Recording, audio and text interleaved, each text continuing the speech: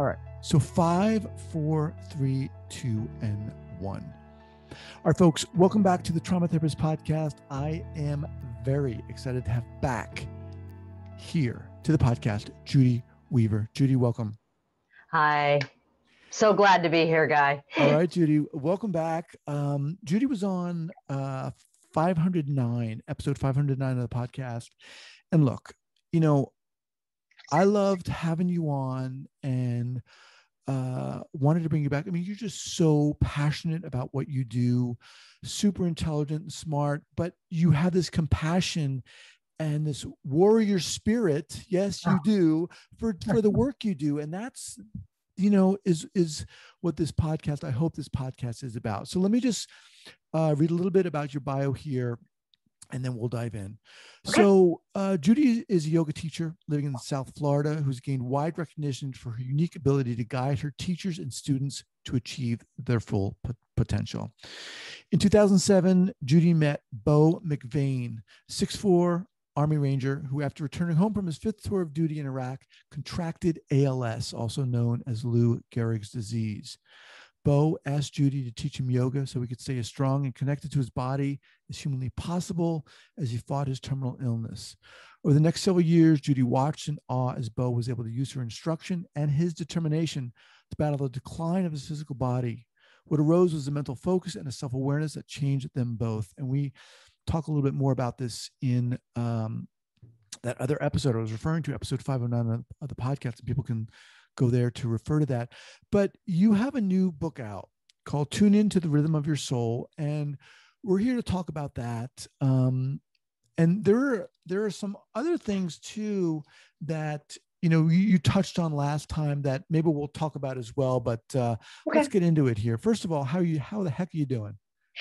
You know, I'm doing great. You know, the pandemic has been tough on all of us, and just dealing with the isolation and not being able to be in community. And honestly, I actually, with everything seemed to settle down, I went to Telluride just a month ago and taught in community, in front of people. And it is such, you know, I've been doing Zoom like you, like everybody, and you can connect a little bit, but that in person, there's nothing else like it.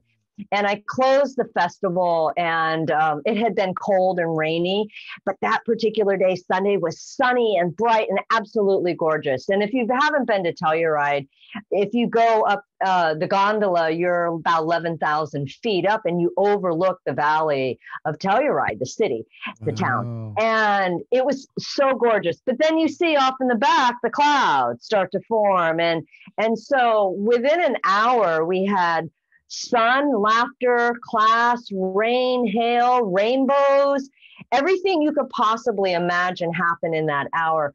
But for me, what it told me, and it's so funny you say warrior spirit, people came up to me afterwards and said, it was like nothing else was going on. The class was going on. I used the outdoors. I used the environment as part of the class. And it's what we do, right? Mm-hmm. You just keep going forward with whatever that mission is, whatever the purpose is. And that really brought it home. So that was my like in-person experience coming out of the pandemic, so to speak. So that was pretty wonderful. Cool. So what specifically were you teaching? I was just teaching a movement class at that point, and it was a closing of this festival. It was 4 days. And it was pretty remarkable to see the 65 people who came, and probably 55 of them stayed regardless of the weather. And I think that part of it was because my focus is always to connect yourself. You know, where are you in this? When you go to a lead class so many times, it's really the teacher's class. But in the trauma world, I make it about the student and to meet everybody where they are, and to provide an opportunity and maybe a clean slate so they can find their own way. And that's part of what the book that I wrote last year during the pandemic was really to drive that home, that we all are humans having this experience, right? We're energetic beings having this human experience. And how do we make our way, right? How do we navigate as efficiently and effectively as possible. And I started out with the idea of this is a nesting doll, right? The Russian nesting dolls. So there's multiple layers. And in the yoga world, there's 5 of those, and they're called Anamaya Koshas. And that's the dimensions or the layers of our humanness. And it's very complex. It's very esoteric. And this came about because I was doing a lecture on Zoom and I couldn't find enough materials. I couldn't find enough illustrative materials. So I reached out to Denise Griffin, who is an artist who has supported Connect to Warriors and other veterans organizations. And I said, Denise, I have this crazy idea and I need illustrations. And she's like, well, what are those? And it's interesting because in yoga, it was all transmitted verbally, like a lot of ancient traditions. There wasn't anything written down. There's certainly no Google. There was no podcast to learn this. It was literally translated by communication verbally. And Denise lives in Massachusetts. I'm here in South Florida, and that's how we did it.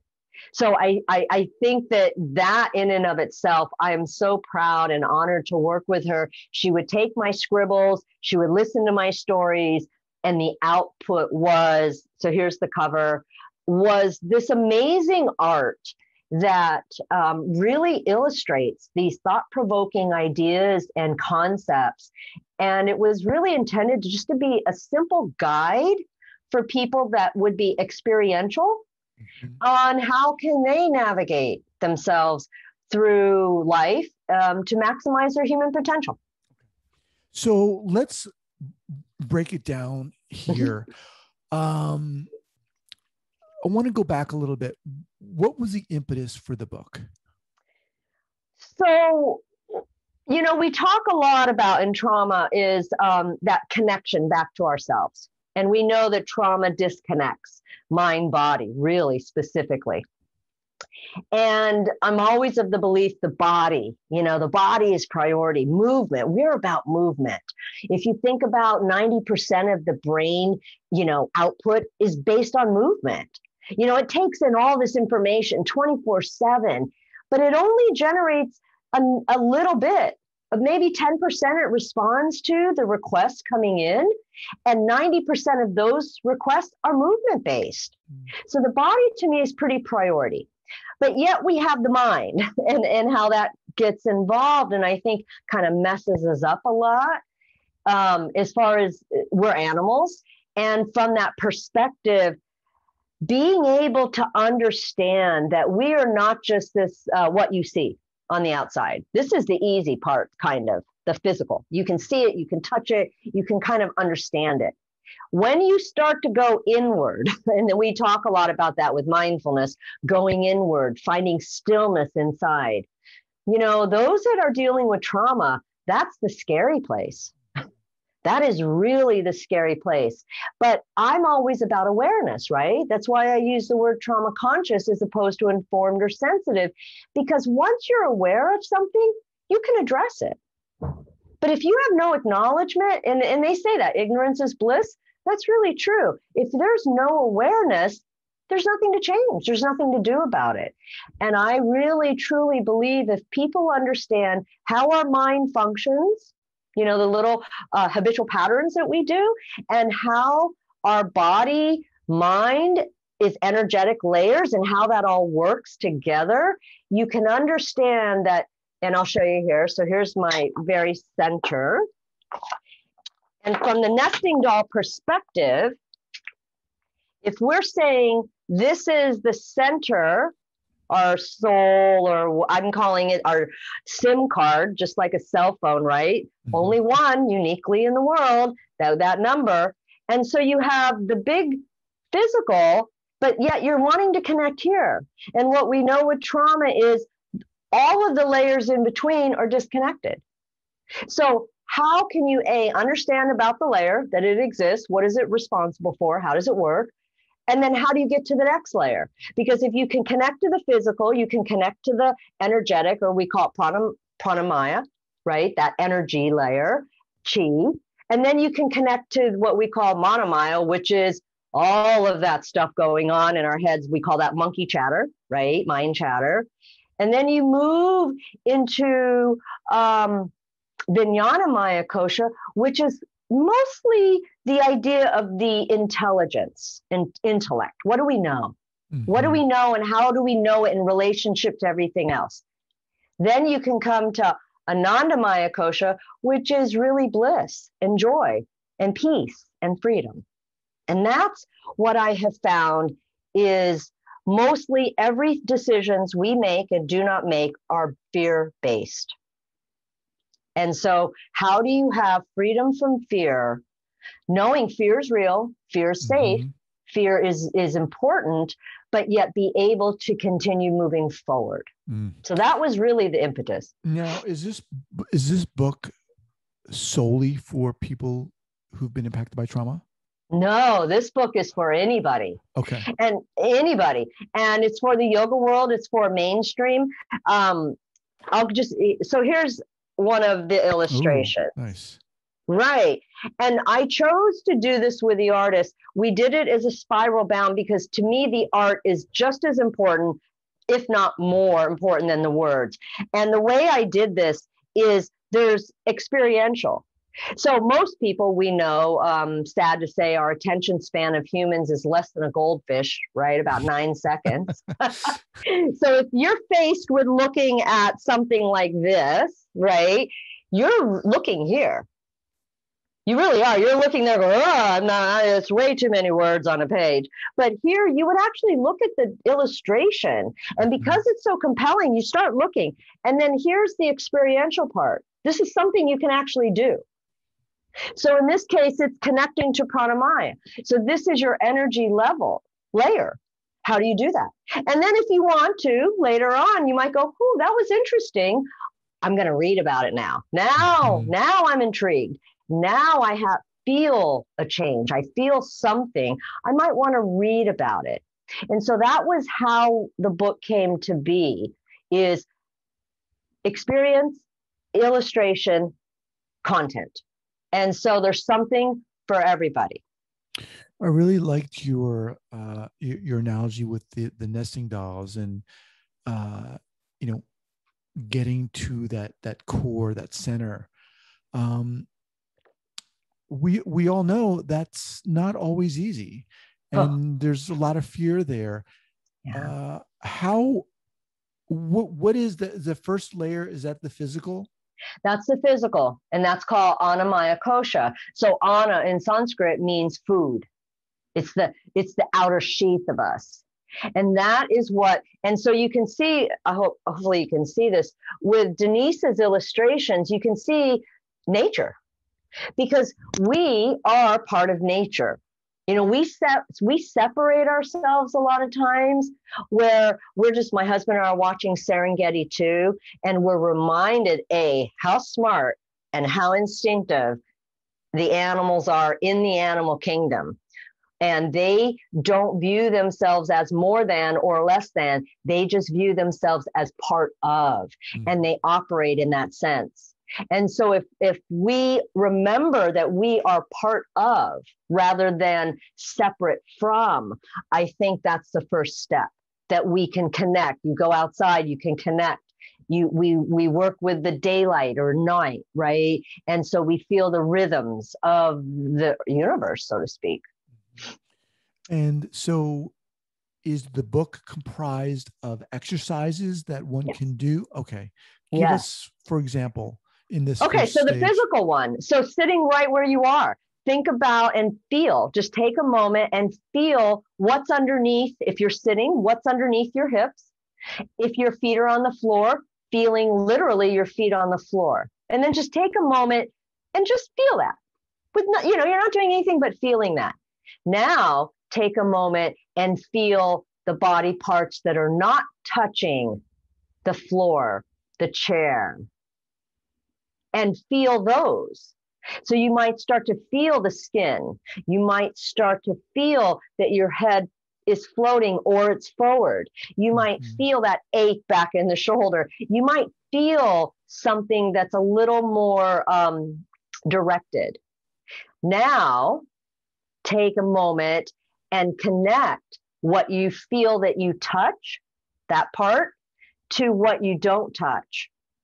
And then where are you in space and time in this moment? And you can begin to understand that we are part of a bigger picture, that we are not separate from this bigger picture. So that's your first exercise, really simple, understanding the physicality of us. You can take it to another layer and ask yourself to move your arm, right? And that's now becomes, let's go to the energy piece. So how did the arm move? Because here, this physical body, without energy, power, which is our battery pack, nothing's moving. You can think about it all day long and nothing is actually going to move. And that's what I experienced with Bo with ALS. And that to me is why that disease is just so horrific. Everything is still operating inside of the cognition.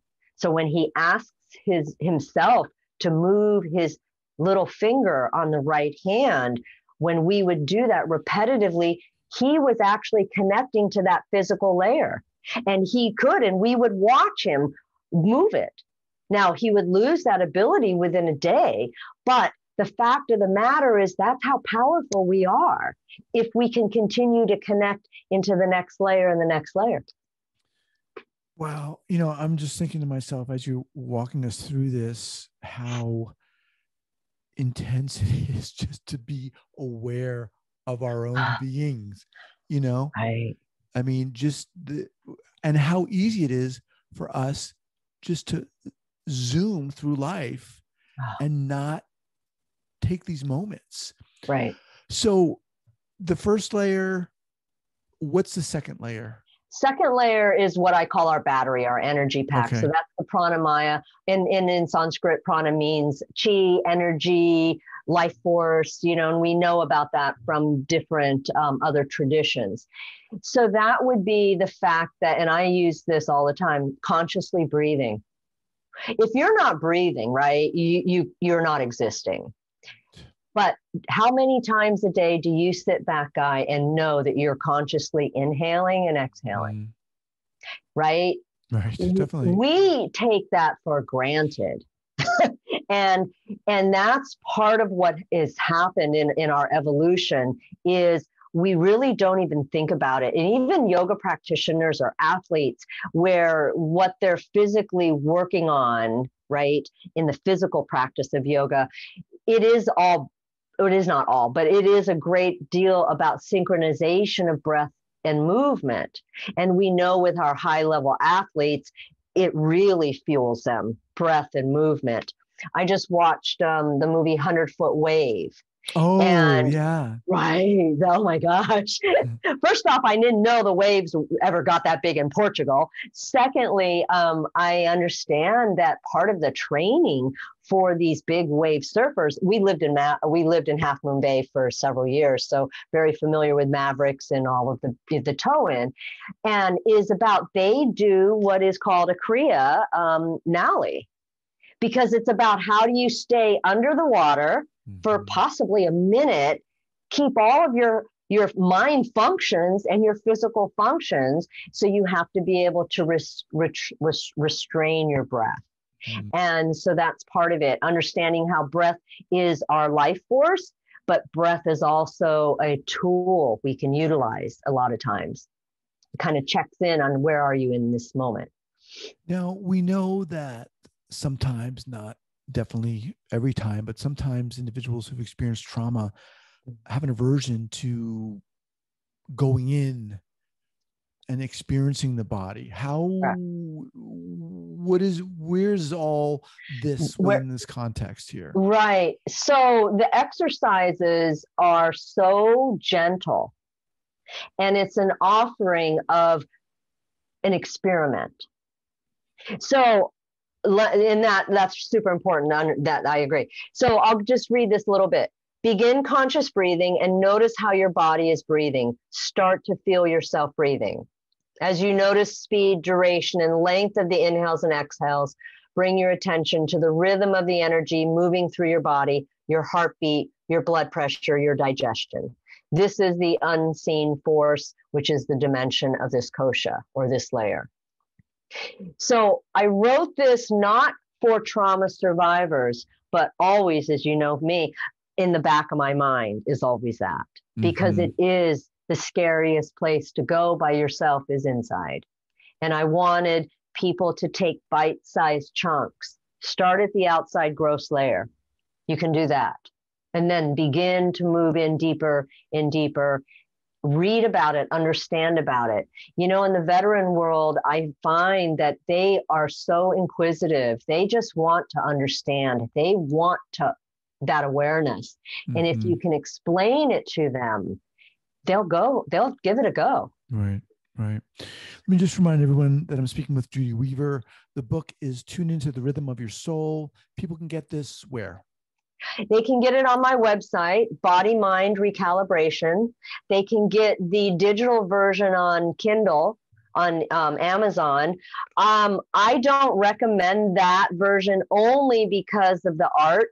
If you don't care about art, it's fine, you know, because it just doesn't do it justice. I mean, we chose to spend money on the book, the quality, it's silk, because of the art. The art to me is so important. So I had a shirt made.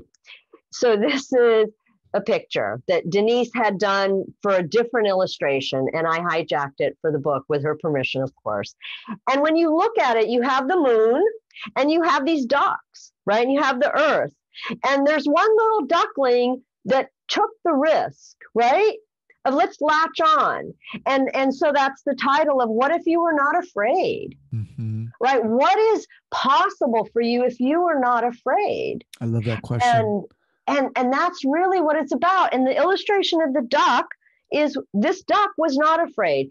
He took a chance, or she took a chance. They took a chance. Whomever took a chance. The duck took a chance. And right, I know I'm trying to cover all bases here. And I think that's the biggest problem for all of us is that fear. I know whenever I've made a significant decision and I didn't go with my gut, I went with my thinking mind, it was always wrong. And those times I chose not to make a decision out of fear, that was also wrong. But when you face fear, whatever that might be, and you can face it head on and address it, and then move beyond it, that to me is the growth, right? That's the growth. I look at, there's courage, right? The word courage, thinking about Wizard of Oz, the lion needed courage. He felt he didn't have courage, but all along he did. But the fear was in front of the courage, and he could never get past that fear factor. But once he did, once there was something bigger than him, and he was able to go over or around the fear, he saw his own courage. And when I think of our warriors, especially, and our first responders, these are individuals who have moved towards fear. And they move towards fear with an open mind and heart sometimes. And I think that courage is just beyond. Truly, they know what the life and death consequence could be, but yet they do. And they do with grace. What is your hope for this book? My hope is that it gets in people's hands because I believe that if education is the key to freedom, and I believe that I put enough simplistic and real world in conversation in the book. I use a Game of Thrones piece because it's so important to be relevant. And yet it's ancient. So there's a bit of that in the illustration. So I tried, and I wasn't trying to be, everything to everybody, but I was trying to give enough so that if you were a layperson, you were a yoga practitioner, you were a yoga teacher, a yoga therapist, you were a child. I have, oh my gosh, a young girl. I think she's only 8, and her mother are reading the book. And then her mother gave her the nesting dolls for her birthday. And I watched a video, and it's the most beautiful thing. She actually understands this. That's my biggest wish, Guy, so that everybody can understand that. If children can understand this, imagine their ability to navigate life because life isn't easy. And when you say understand this, what do you meaning the humanness, our layers of our humanness, how our mind works, our monkey chatter. How is it that we have the ability to get stuck? Right? And I call that analysis paralysis, right? Because you've probably done this. I've done that. I've got my pros and my cons, and I'm going to keep adding to the list until my list is 12 miles long. And now I can't even read the whole list. How am I supposed to make a decision? Right? So this is that piece in the mind part, the mind functions of the mind addresses that. Awesome. So, all right. Once again, as we kind of close out here, the book is called Tune Into the Rhythm of Your Soul. People can get it at your website. Once again, share what that website is again. It's Bodymind Recalibration.com. Okay. And I'll have that also linked up here at the show notes page at the traumatherapistpodcast.com. Judy, it's a breath of fresh air talking to you. I mean, you bring it right down into the core of what it is, what it means, and you don't sugarcoat it. This is not easy stuff, obviously. No. That's so but true. It's so true. And I want to thank you so much for taking the time to do this. And you're welcome. Thank you for creating this book. So the book, are the nesting dolls, do they come with the book? No, they're separate. Okay. I'm going to do a package thing. I just haven't gotten my act together there. These nesting dolls come from Russia. I can't even tell you what. I'll just real quick. Hold on. I'm going to show you this. So this is what we started with. And I sent this to Denise, and she had a heart attack. She thought I wanted her to hand paint all 5 layers. Okay. And no, I just needed the illustration. So it's a time delay. So it took a while to get the dolls from Russia from the first order. So I didn't put a package together, but I am going to do that. And that will be on the website for those who really want to explore themselves and maybe even understand relationships and all of that. I mean, I can just see how that would be such a valuable piece for a therapist if they're working with someone who's been impacted by trauma. But look, thank you so much. It's a joy having you on here. And again, I'm inspired by the work you're doing and your passion. Thank you, Guy, for having me. Take care. All right. Take care. Stay safe. Bye.